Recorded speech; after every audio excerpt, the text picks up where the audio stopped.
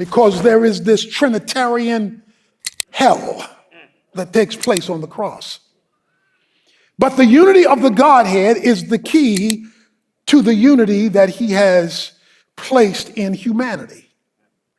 The enemy understands that God functions in a unified way. Therefore, if he wants to keep God out, he creates dysfunction. Welcome to Tony Evans Daily. Real faith, real purpose, every single day. Let's get into today's message. Unity is not sameness of persons. It's oneness of purpose. He brings the Godhead into this. He talks about the Spirit and the Lord and God. And to understand why this is a big deal, you have to understand theology proper. Theology proper starts with the triune God. One God composed of three co-equal persons, Father, Son, Spirit, who are one in essence while being distinct in personhood. The Father is not the Son is not the Spirit, but they all three together make up the one Godhead. All of the ingredients of Godhead belongs to all three members of the Godhead. But while each of the members of the Godhead are distinct as persons, they are not distinct in purpose. The unity of the Godhead is their oneness of purpose as they share in the same divine nature.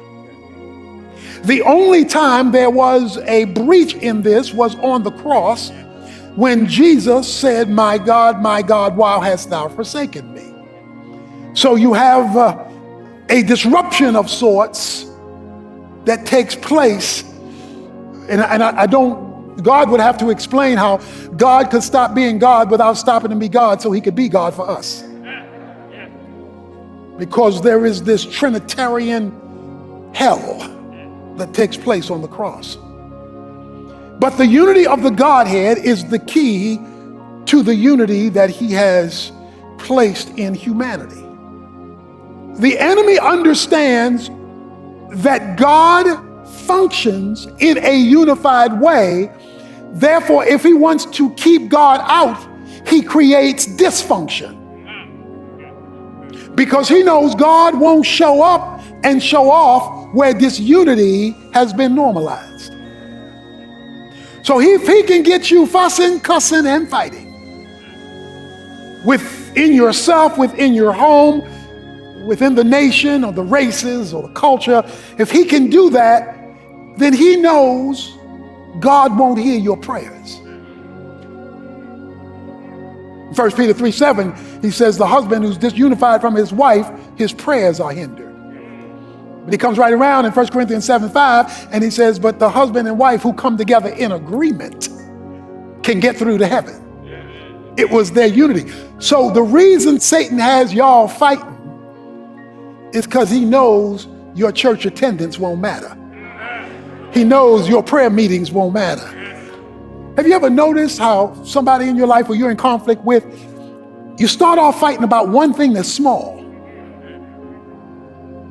But like David Ruffin says, it's growing.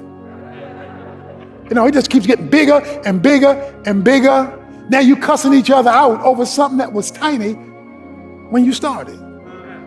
That's because Satan intervened into the argument in order to create the discord, in order to keep God away. Unity is oneness of purpose. Jesus comes and he says, I'm coming to glorify the Father. The Holy Spirit says, I'm coming to glorify Christ. Because they are all involved in the glory of God. That's why Romans chapter 16, verse 17, in fact, I'll read a couple of scriptures today because this is so critical to get God back involved. He says in verse 17, now I urge you, brethren, keep your eye on those who cause dissensions and hindrances contrary to the teaching which you learned, and turn away from them. For such men are slaves, not of the Lord Christ, but of their own appetites. He says, watch out for disunifiers. Watch out for folk who want to turn race into a cudgel.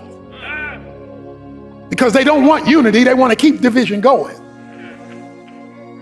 And so they'll stir up things to keep the racial divide intact, even in the kingdom of God, so that God will be kept at bay no matter how many "can we all get along" meetings that you have. It says, watch out for dissenters, disunifiers.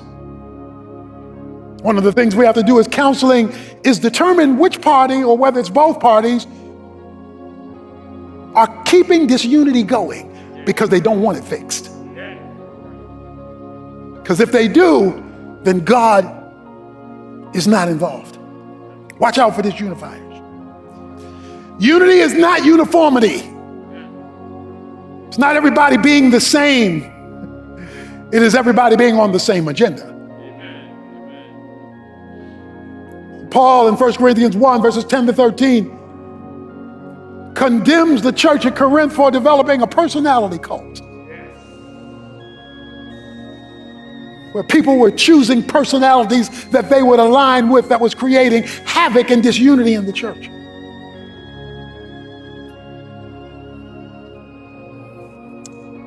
A 100 pianos tuned to the same tuning fork will intrinsically be tuned to one another. And he says the Holy Spirit is the emulsifier. He is the link that pulls together the unity. And the more you can get spiritual unity, the more of God you can experience. The less you have spiritual unity, the less of God you will experience. It's that key and that important in our lives, in our homes, and most certainly in our world. A football team is made up of 11 different positions on each side of the ball. Last time I checked, there's only one goal line, because the different positions are only moving toward that common purpose, which is that goal line. Different races, different backgrounds, different cultures, different positions, but one goal line. Unity is oneness of purpose. It is moving in the same direction because you want God involved in the legitimacy of the goal. Now, there's a standard for unity, because there are limitations. In Ephesians 4, he says this a little bit later in the chapter. He says in verse 13, until we all attain to the unity of the faith and of the knowledge of the Son of God, to a mature man, to the measure of the stature which belongs to the fullness of Christ. As a result, we are no longer to be tossed around here and there by waves and carried by every wind of doctrine, by the trickiness of men, by craftiness of deceitful scheming. But speaking the truth in love, we are to grow up into all aspects under him who is the head, even Christ, from whom the whole body, being fitted and held together by that which every joint supplies, according to the proper working of each individual part, causes the growth of the body for the building up of itself in love.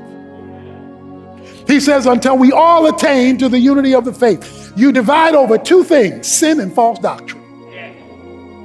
Those two things you divide over: sin and false doctrine. They are designed to create divinely ordained division. But apart from those two things, he says, you all attain, and you have a goalpost here: speaking the truth in love. You want truth and love. You want God's standard being proclaimed. That's truth. You want God's heart being felt. That's love. And once you have those two goalposts, you can kick unity for your success. When God's standard can rule and God's heart can be expressed, you can have unity in the situation that you face, I face, or we face, which will give us the privilege of returning to God, because then God will be free to return to us. So unless the church does something with all that's happening in the culture, there is no hope. He says in this passage, the unity of the faith, and then he says, for the body to build itself up in love.